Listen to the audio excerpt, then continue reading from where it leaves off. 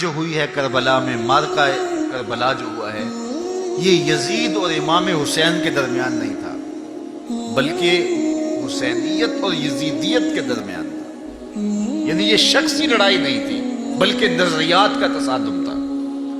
اگر شخصی لڑائی ہوتی تو یزید جیت گیا تھا، بطور شخص حضرت امام حسین شہید کر دیے گئے اور یزید جو ہے وہ تخت و تاج پہ متمکن رہا۔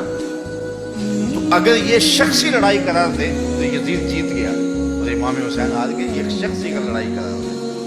اور اگر یہ لڑائی نظریات کی قرار دے، اور جو حقیقت میں نظریات کی لڑائی ہے، تو یزیدیت ہار گئی اور حسینیت زندہ باد ہو گئی۔ یزیدیت کا جنازہ نکل گیا۔ وہ تخت و تاج جس کے لیے یزید نے اتنا کچھ کیا تھا، اس کے اپنے بیٹے نے اس پہ تخت پہ تھوکا۔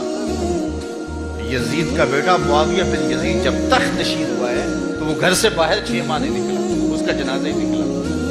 تو لوگوں نے کہا آئیے نا تخت پہ بیٹھی، کہا میں اس تخت پہ نہیں بیٹھنا چاہتا جس سے آل پیغمبر کے خون کی بو آ رہی ہے، میں اس تخت پہ بیٹھنا چاہتا۔ اور پھر اس کا تخت سمٹ گیا، اس کا نام مٹ گیا، کلنج کے مرض سے تڑپتا ہوا مرا اور انتہائی ذلت کی موت مرا، رسوا ہو گیا، اس کا نام بھی باقی نہیں ہے۔ میں گزشتہ برس کربلا میں حاضر ہوا تو حضرت امام حسین کا چمکتا ہوا روضہ نور دیکھا۔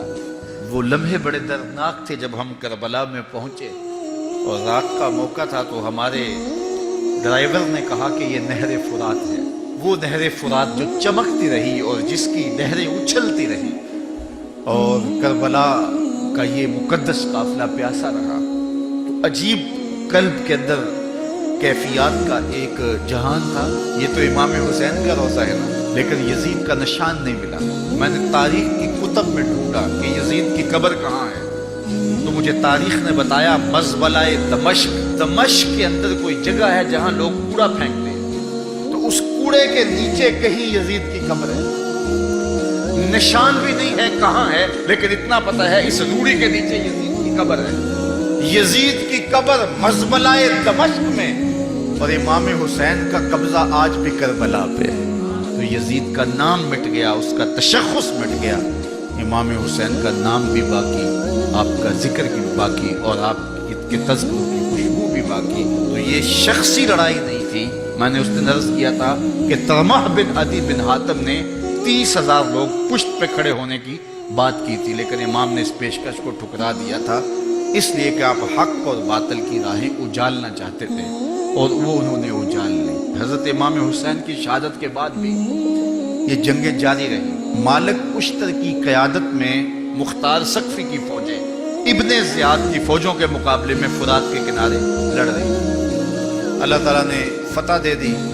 ابن زیاد نے گھوڑے کو ایڑ لگائی اور میدان چھوڑ کے بھاگ گیا۔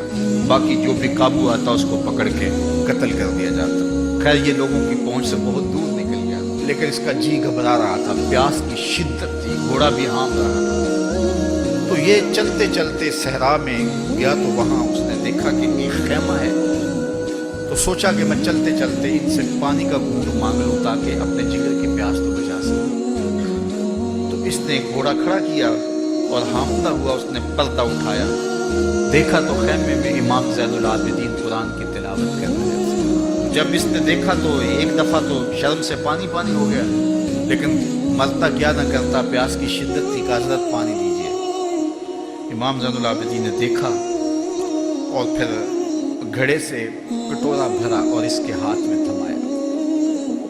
سمجھا کہ حضرت نے مجھے پہچانا نہیں، پانی پی لیا، شدت کی پیاس تھی، پھر مانگا، آپ نے پھر دیا، تیسری مرتبہ پھر مانگا، آپ نے پھر دیا۔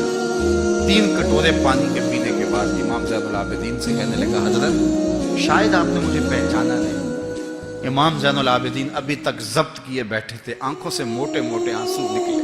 کہا بدبخت تجھے نہیں جانتا جس نے میرا خاندان اجاڑ دیا، 6 ماہ کے بچے بھی نہ چھوڑے، جس نے مخدرات کو اونٹوں پہ بٹھایا، کیا تجھے نہیں جانتا جس نے خاندان نبوت اجاڑ دیا؟ تو کہا حضرت اگر جانتے ہیں تو میرے ساتھ یہ سلوک کیا کیا؟